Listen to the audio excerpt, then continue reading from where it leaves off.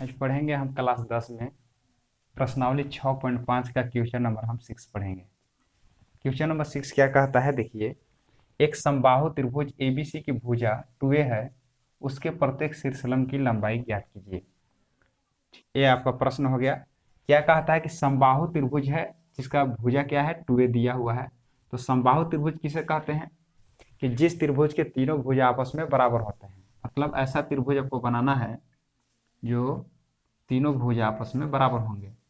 इस प्रकार से बना लीजिए। ये समबाहु त्रिभुज हो गया और एक प्रत्येक भुजा जो दिख रहा है ये बराबर है और इसका ABC नाम दिया हुआ है। तो चलिए हम ABC लिख लेते हैं, ABC। ABC एक समबाहु त्रिभुज हो गया जिसका भुजा क्या दिया है, 2a। ठीक है ना। तो तीनों भुजा बराबर होते हैं, ये भी क्या होंगे, तीनों बराबर होंगे। एक दे दिया तो तीनों बराबर होंगे, तो तीनों क्या है, 2a हो जाएंगे। अब क्या कह रहा है कि उसके प्रत्येक शीर्षलंब की लंबाई ज्ञात कीजिए। तो शीर्षलंब क्या होता है, तो शीर्ष से खींचा हुआ लंब। शीर्ष क्या है, इसमें A शीर्ष है, B शीर्ष है और C शीर्ष है। तो A से खींचा हुआ शीर्षलंब, तो A शीर्ष से हम मान के चलिए एक लंब खींच लिए, ठीक है। और इसे मान लीजिए कि ये D है। B से भी आप खींच लेंगे, मान के चलिए कि B से भी आप शीर्षलंब खींच सकते हैं इस प्रकार से, ठीक है। C से भी आप खींच सकते हैं इस प्रकार से शीर्षलंब। इसको माने B है, इसको E मान लेते हैं, इसको CE और यहाँ पर F।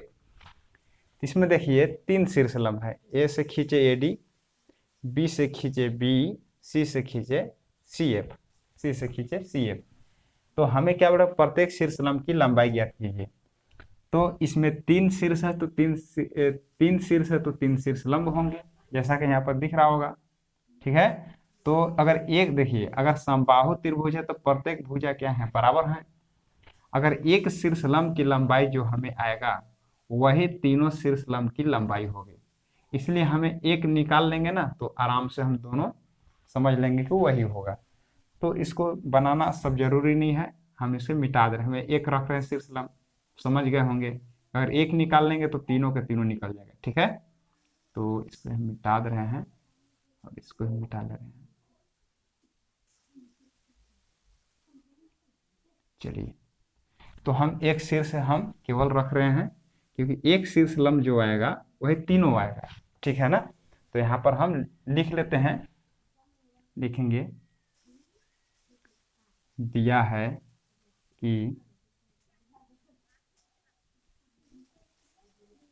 समबाहु त्रिभुज ABC में प्रत्येक भुजा ने खाली भुजा भी लिख देगा, कोई दिक्कत नहीं है, ठीक ना। क्योंकि प्रत्येक लिखिए चाहे भुजा लिखे, क्योंकि एक भी बराबर होगा तो वो तीनों बराबर होगा। प्रत्येक भुजा 2a है, ठीक है। जो दिया हुआ है हम लिख लिए। अब इसमें एक रचना कर लिए हैं शीर्षलंब का, ठीक है। यहाँ पे लिख लेंगे रचना। क्या रचना किए कि AD जो रचना किए हैं, AD जो लंब है किस पर खींचे हैं, BC पर खींचे हैं, BC पर, और यहाँ लिख दिए हम खींचा। अब क्या करेंगे आगे देखिए। अब इसको हम बनाएंगे। अब कैसे बनाएंगे, दिमाग लगाइए। ये जो लंब खींचे हैं तो A 90 डिग्री होगा, A भी 90 डिग्री होगा, ये 90-90 होगा। 90 डिग्री के सामने वाला भुजा जो होता है कर्ण बोलते हैं, हाइपोटेनस। ये देखिए 90 डिग्री सामने एक कर्ण होगा, ये भी 90 डिग्री सामने एक कर्ण होगा। तो बात अब रह गया कि हमें AD का मान ज्ञात करना है, ठीक है ना। तो हमें देखिए ये दिया हुआ है, यानी कर्ण हमें दिया हुआ है, ठीक है। लेकिन ये दोनों भुजा में से हमें पता नहीं है, यानी BD भी पता नहीं है और AD भी पता नहीं है। तो दोनों में से अगर इस वो BD को अगर मान के चलिए कि BD हमें मिल जाएगा, ठीक है ना, तो आराम से हम पाइथागोरस पर बना सकते हैं। बात समझ में आ गया होगा। अब ये दोनों त्रिभुज में से किसी एक को ले लीजिए, कोई दिक्कत नहीं है, ठीक है ना, आप किसी को ले सकते हैं। तो अगर ये दोनों त्रिभुज को अगर हम समरूप दिखा दें तो आराम से हम पता कर लेंगे कि ये BD का लंबाई कितना होगा, क्योंकि BD का जो लंबाई होगा वही डीसी का लंबाई होगा। दोनों बराबर हो जाएंगे ना, अगर दोनों त्रिभुज होंगे तो ए इसके बराबर हो जाएंगे। ठीक है, तो यहाँ पर क्या करेंगे हम, ये दोनों त्रिभुज को हम समरूप दिखाएंगे। ठीक है ना, तो क्या करेंगे आप देखिए यहाँ पर, तो लिखेंगे यहाँ पर कि त्रिभुज ए डी बी तथा त्रिभुज ए डी सी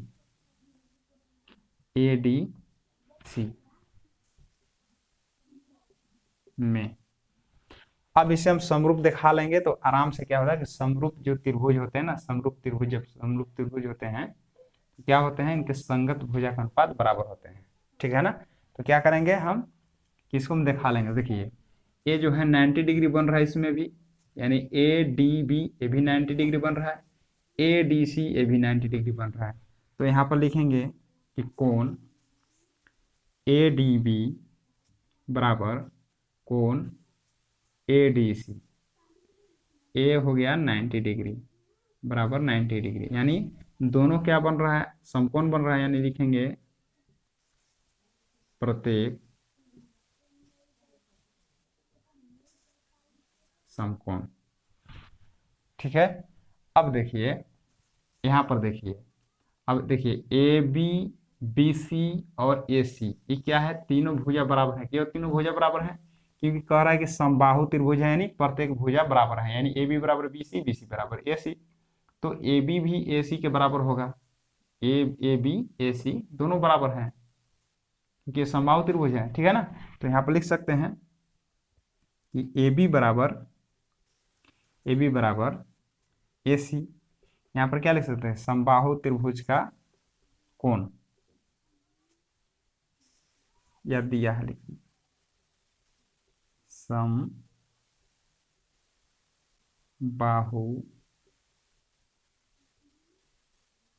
त्रिभुज की भुजा। ठीक है, अब हो गया। अब क्या करेंगे कि देखिए एडी क्या है, दोनों में आ रहा है, ये क्या है, उभयनिष्ठ भुजा है, तो लिखेंगे यहाँ ए बी बराबर एडी बराबर एडी, ए डी बी फिर भी एडी आ रहा है, ए डी सी फिर भी एडी आ रहा है। ठीक ना, तो दोनों त्रिभुज में एडी आ रहा है, इसलिए उभयनिष्ठ भुजा हो जाएगा, उभयनिष्ठ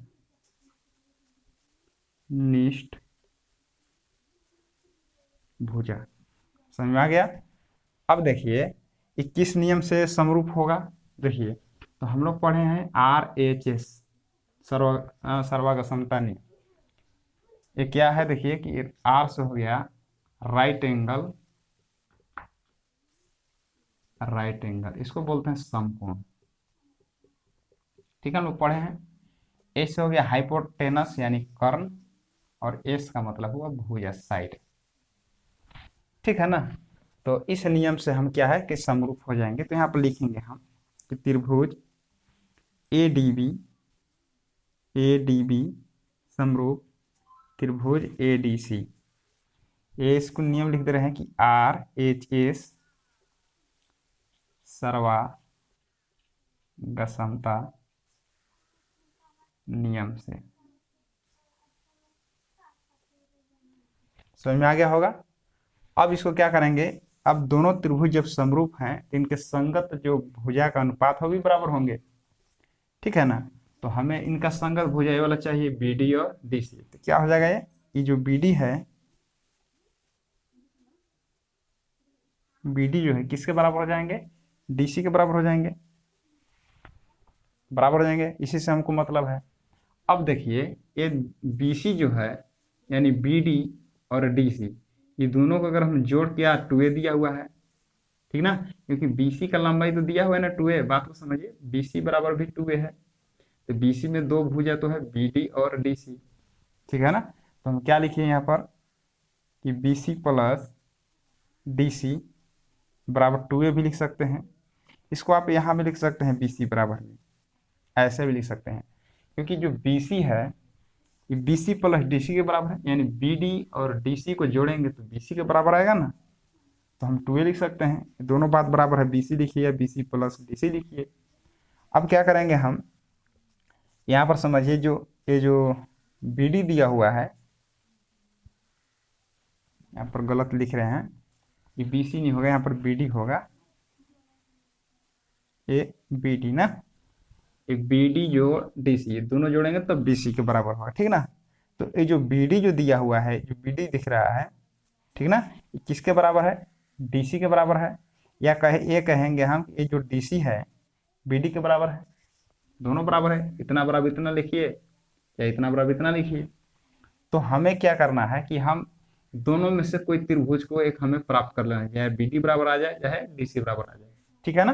तो चलिए हम BD को हिला दे रहे हैं, तो क्या करेंगे हम BD को BD लिख दे रहे हैं, प्लस DC जो है, DC की जगह पर हम BD रख सकते हैं, क्योंकि DC बराबर BD है, BD बराबर DC है। तो हम क्या करेंगे कि ये जो DC जो है BD के बराबर होगा, बराबर 2a,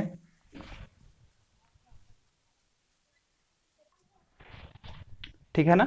तो क्या हो जाएगा कि 2BD बराबर 2a, इस जगह पर क्या करेंगे हम कि BD बराबर 2a बटे में 2 गुना में है, इधर आ जाएगा भाग में, 2 से 2 कैंसिल हो गया, BD बराबर a आ गया। आप किसी भुजक ले सकते हैं, अगर हम यहाँ पर DC लेना चाहते हैं ना, तो यहाँ पर हम BD की जगह DC बैठा देते हैं, ठीक है ना, कोई दिक्कत नहीं है। तो अब क्या करेंगे हम, ये हमें a आ गया, तो ये भी a आएगा, इससे इधर से हमको मतलब नहीं, क्योंकि ये भुजा से बना रहे हैं, दोनों में से कोई ले लीजिए, कोई दिक्कत नहीं है। अब यहाँ पर पाइथागोरस त्रिभुज लग गया, क्योंकि देखिए राइट एंगल ट्रायंगल बन गया।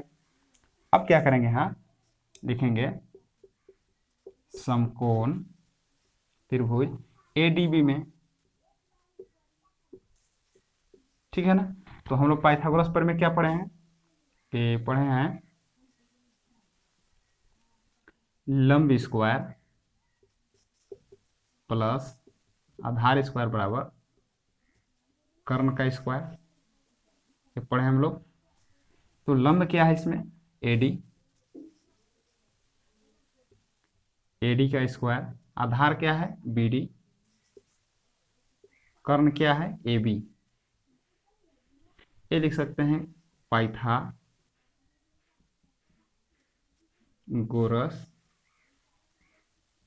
परिमेय से, लिख लीजिए इसको। अब AD का मान हमें ज्ञात करना है, AD को AD रखेंगे, BD का मान हमें A दिया हुआ है, A लिखे, होल स्क्वायर कर लिए। अब AB का मान कितना दिया है 2a, तो 2a का स्क्वायर कर लिए।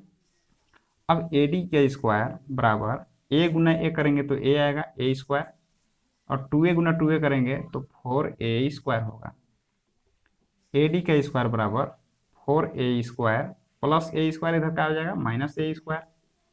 तो AD का स्क्वायर बराबर 4 में से घट गया तो कितना बचेगा 3a स्क्वायर। अब AD बराबर यहाँ से स्क्वायर हटा, इधर रूट आ गया 3a स्क्वायर। तो AD बराबर क्या होगा, 3 का वर्गमूल नहीं निकलेगा, ठीक है ना, तो रूट में ही रह जाएगा 3, स्क्वायर से रूट खत्म हो गया तो क्या होगा, यानी AD बराबर √3 आया, ठीक है ना। यानी हमें शीर्षलंब की लंबाई क्या आ गया √3t, क्या हुआ √3a, ठीक है ना। तो हम बताए थे ना कि इसमें 3 शीर्षलंब थे, अब एक हमें मालूम हो गया तो तीनों वही आएगा। तो हम क्या लिख सकते हैं कि अतः प्रत्येक शीर्षलंब की लंबाई